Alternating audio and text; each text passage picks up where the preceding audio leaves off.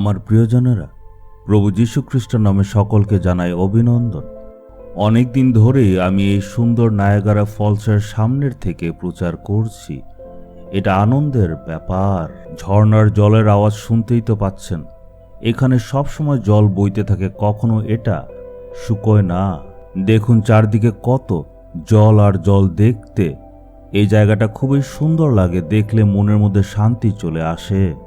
চলুন দেখি ঈশ্বর আজকে আপনাদের জন্য কি বাক্য রেখেছেন। বাইবেলে দেখব গীতসংহিতার 9 অধ্যায়ের 10 পদে কি লেখা। যারা তোমার অন্বেষণ করে তাদের তুমি কখনো পরিত্যাগ করনি। ঈশ্বরের এক দাস বলছে ঈশ্বর ত্যাগ করেন না। আমরা এই ব্যাপারে অনেক প্রচার শুনেছি, ঈশ্বর ত্যাগ করে যান না। কাকে ত্যাগ করবেন না? যারা উনার অন্বেষণ করে, যারা ঈশ্বরকে খোঁজে তাদেরকে ঈশ্বর ত্যাগ করবেন না। আমাদের ঈশ্বর হচ্ছেন খুবই ভালো ঈশ্বর। উনি আমাদের একা ছেড়ে যাবেন না। ঈশ্বরকে খুঁজতে হবে। প্রশ্ন হচ্ছে ঈশ্বরকে কিভাবে অন্বেষণ করব? ঈশ্বর বলছেন তোমরা ভোরবেলা আসো আর আমাকে অন্বেষণ করো, তখন আমি তোমাদের দর্শন দেব। মানে প্রতিদিন ভোরবেলা উঠবেন আর তারপর ঈশ্বরের চরণে বসে সবসময় প্রার্থনা করবেন। আমরা যদি ঈশ্বরের কাছে বসে কথা বলি, উনি আমাদের কথা শুনবেন। আর যখন আমরা বাক্য পড়ব, অধ্যয়ন করব, তখন উনার আওয়াজ শুনব। আমাদের ঈশ্বর আপনার সাথে কথা বলতে চান। শুধু তাই নয়, ঈশ্বর কথা বলতে অপেক্ষা করেন। আর ঈশ্বর শুধু আপনার সাথে কথা বলতে চান না, উনি এর থেকেও বেশি চান যাতে আপনার মুখের থেকে উনি কথা শুনেন।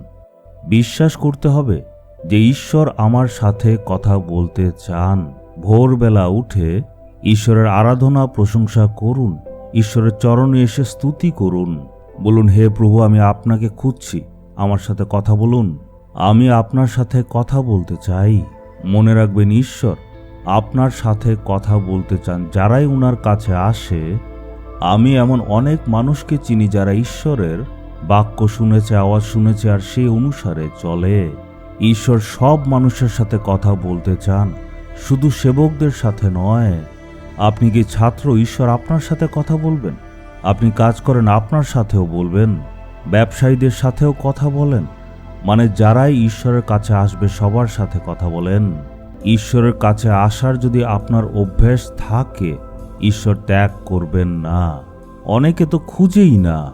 অনেকে আছে যারা শুধু বিপদের সময় যিশুর চরণে আসে। এমন করলে ঈশ্বর কিভাবে আপনাকে সাহায্য করবেন?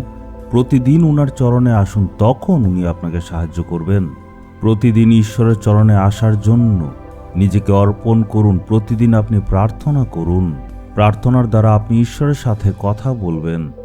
আর বাক্য পড়ার দ্বারা আপনি উনার বাণী শুনতে পাবেন। হে পিতা, আমি যাতে প্রার্থনা করার সময় সবসময় আপনার অন্বেষণ করি। আপনি আমায় ত্যাগ করবেন না, আমি নিজেকে অর্পণ করি। প্রভু যীশুর নামে আমেন, আমেন।